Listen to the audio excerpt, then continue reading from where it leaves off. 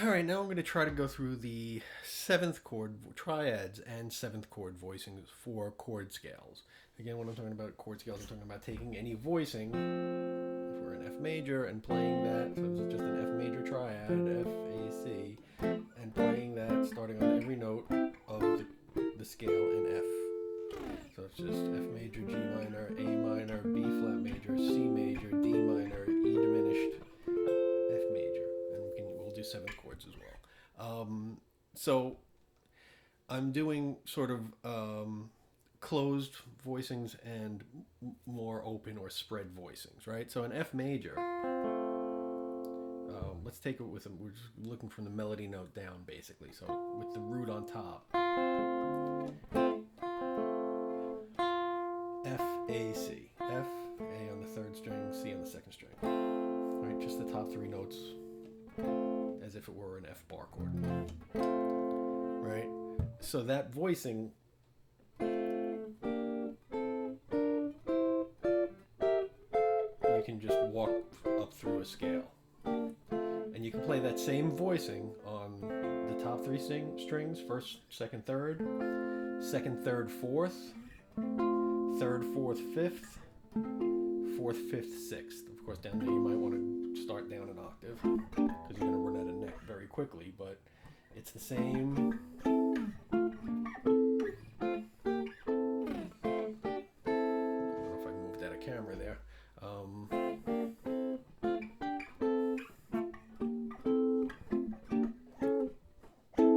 It's hard to reach up there. You can practice these across any. If it's a three-note voicing, it's any group of three strings. If it's close like that, right? So that's with the root on top. Now let's drop the second note. So the C would be the second note. We're going to drop it down to here. We're going to drop it down an octave. But we're going to keep the F and we're going to keep the A, which is a nice sort of resonant open voicing, a sixth and a sixth.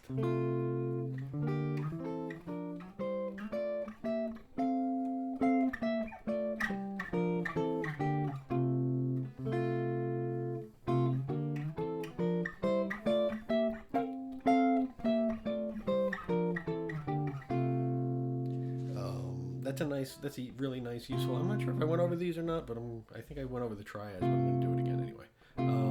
That's a really nice one, and again, you can get that on this group of strings too.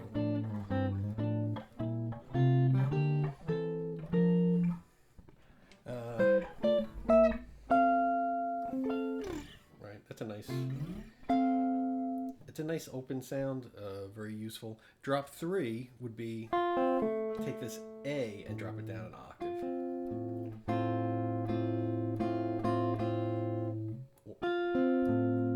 The F, the C, and the A. And again,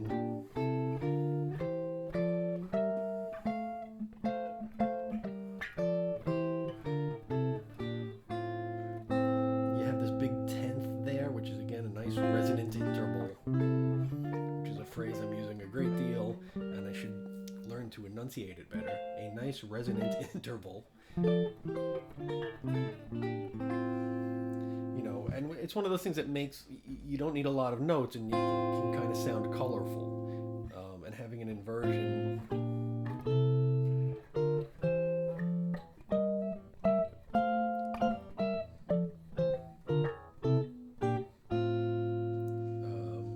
Makes for a nice color. So that's with the root on top, with the third on top, the A on top. Close is just, it's sort of like this open D chord, just up to F. The F here, the A here, the C here. And again, that can be moved all the way through the scale.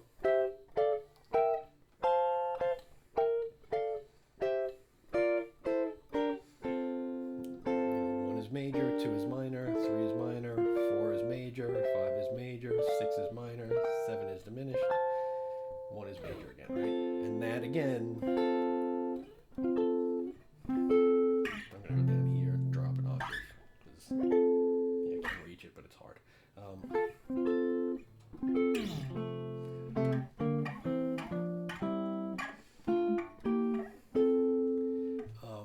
It's nice. Those are nice sort of you know, if you're playing a melody line, a scale or melody line, and you want to harmonize it in triads, to have that all, you know, useful.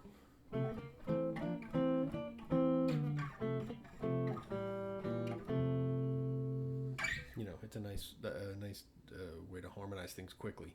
So let's drop the second note down, the F. We're going to drop that F down to here. And again, this is a cool sounding chord because you've got a fifth and a sixth, which again are nice resonant intervals. If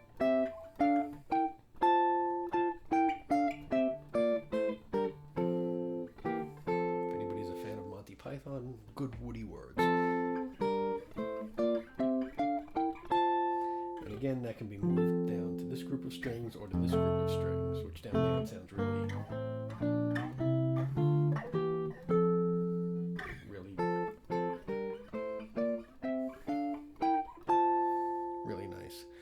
When you drop the third note down in that chord, the C,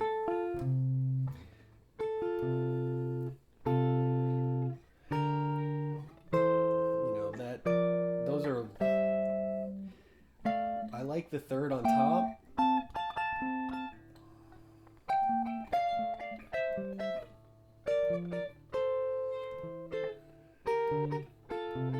But I'm not a big fan of the second inversion chords because when you have the fifth in the bass, it tends to obscure what the tonic of the chord is.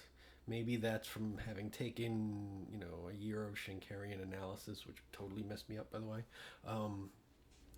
But the point being that there is no such thing in Schenkerian analysis as a second inversion chord. It's if you had a second inversion C chord, it's not really a C chord. It's really a suspension of the G chord. Anyway, I'm not a big fan of chords with the fifths in the bass. Now chords with the fifth on top, melody. This is where we sort of started down here, but C, A, F. Again, major, minor, minor, major. We'll drop down major, minor, diminished, major. And this can be, it's across three strings, so it can be any group of three adjacent strings. We'll drop the second down. The A we're going to drop down to here. And instead of getting the F on this string, we're going to put the F here. So we have F, A, C, which is again sixth and a fifth.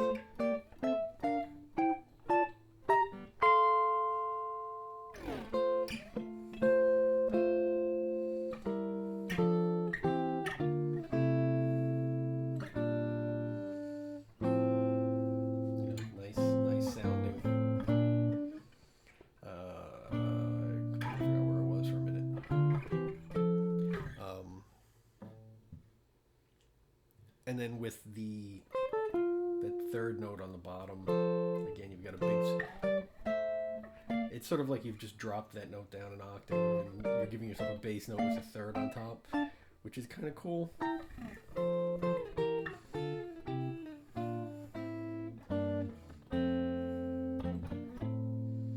You know, it's one of those voicings that you don't need 4 or 5 notes all the time.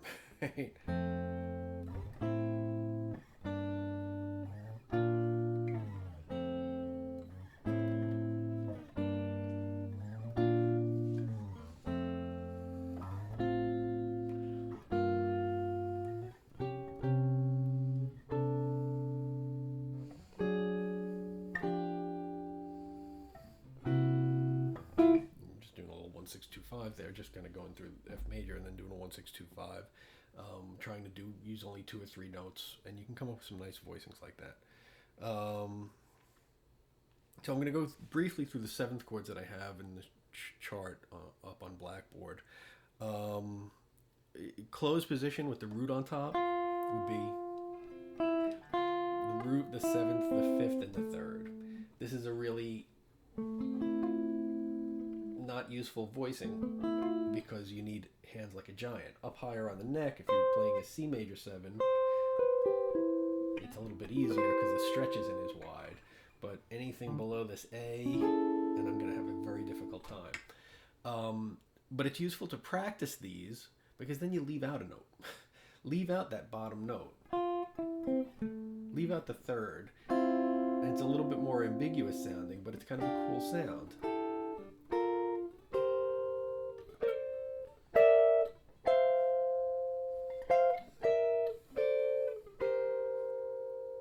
Yeah, that's right. So you're just playing the fifth, the seventh, and the root.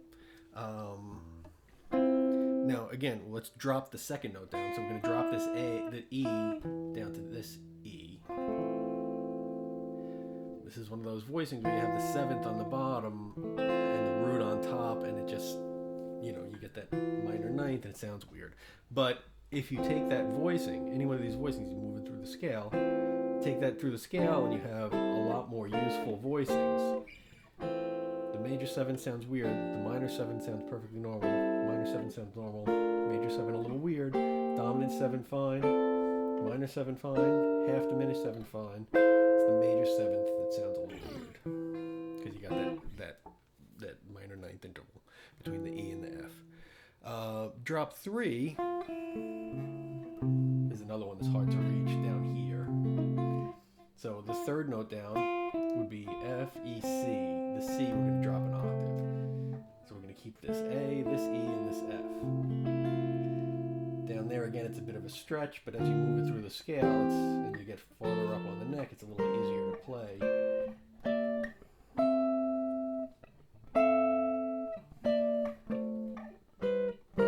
Sorry. And again, leave out that note. Just like we were doing the 1-7-5, now you do the 1-7-3.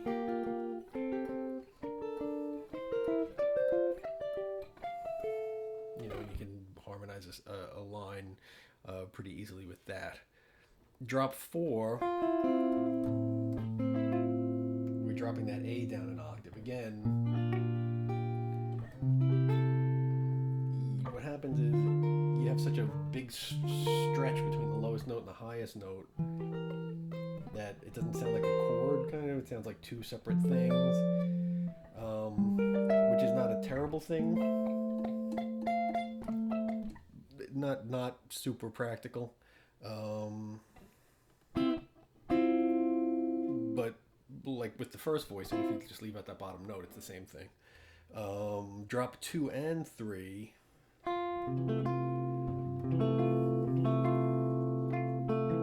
So we drop the E down to this E and the C down to this C.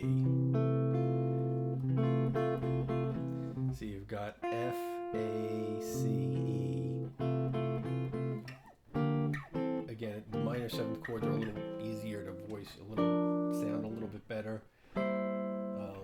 Not a great voicing. I had these in parentheses because they're not great. Not very useful. They don't sound that great. Some of them can be really hard to play. With the third on top, closed voicing. I have a trick for this voicing. So it would be the third, the root, the seventh, and the fifth, which again is a brutal stretch, which I cannot make. But you have the F and the E here. If you play the F on the third string and the E on the second string, then you're just barring the 5th fret and playing these two notes at the 10th fret. It's a stretch, but it's a much easier stretch. And it's the same voicing.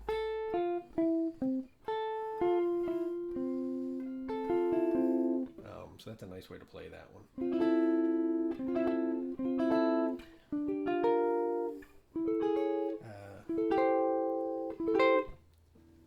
Hard to walk that through.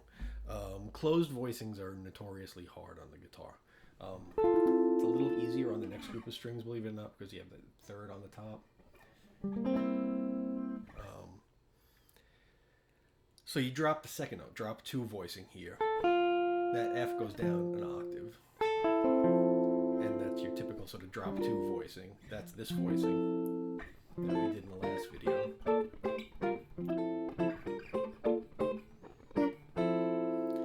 Drop 3 means you've got the seventh in the bass, which is again only a vaguely useful sound. Drop 4 is not useful at all because it's impossible to play, or at least very hard to play. They're all stretches, they're all hard to play. But if you leave out that bottom note again and just play sort of 3-note voicings, so you're playing the root, the third, and the seventh of every chord.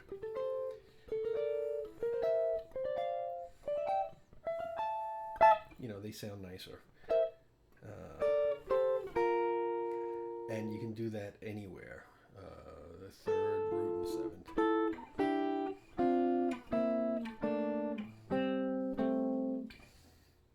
Third, root, seventh. That's a little harder of a stretch.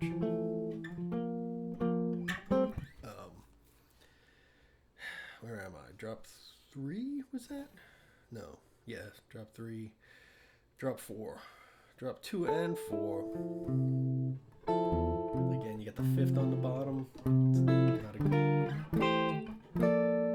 not a great voicing. Leave out that 5th, and it is a good voicing, where you only have the root, the 7th, and the 3rd.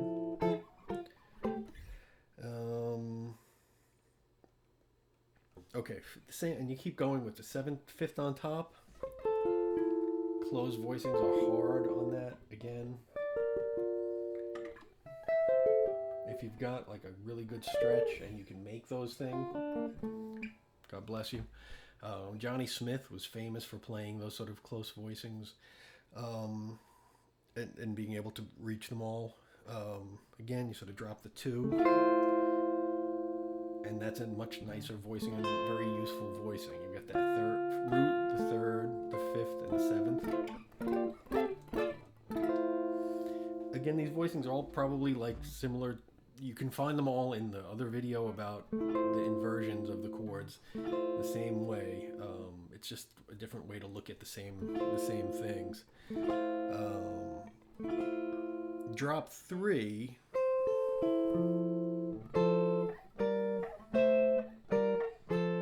is like a typical drop 3 voicing like this. You know.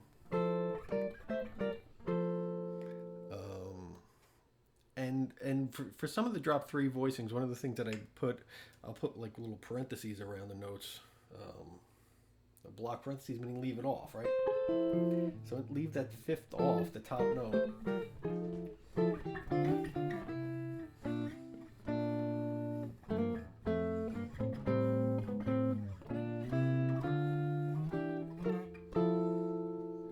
You know, practice them like that too. I have drop 2 and 4.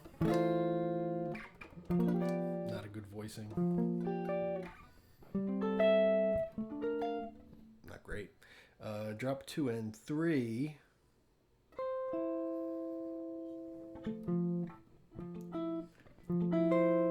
Again, not a great voicing, but leave that top note off. I have that little parent around it, where you're just playing the root, 3rd, and 7th.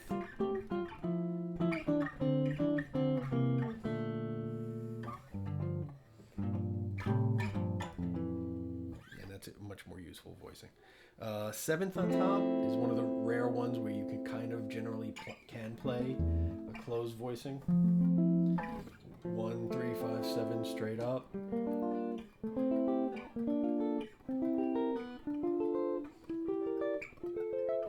F major 7, G minor 7, A minor 7, B flat major 7, C7, D minor 7, E half diminished, F major 7.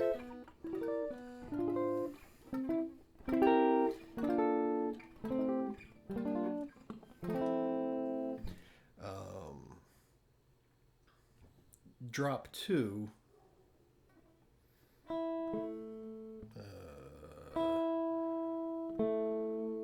don't think I wrote this out correctly. Oh, I did.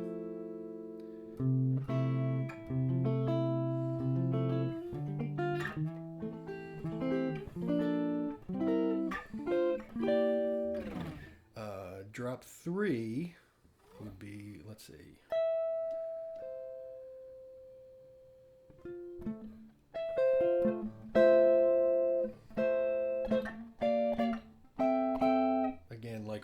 3 voicings.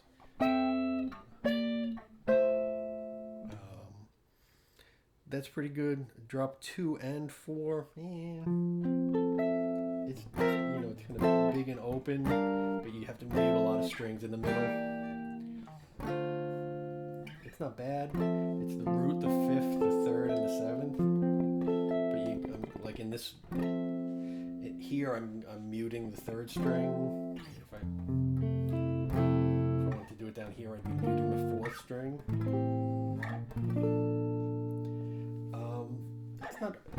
They're not bad voicings. They're a little hard to get cleanly with the muting, but useful to practice. And I had drop 2 and 3, which would be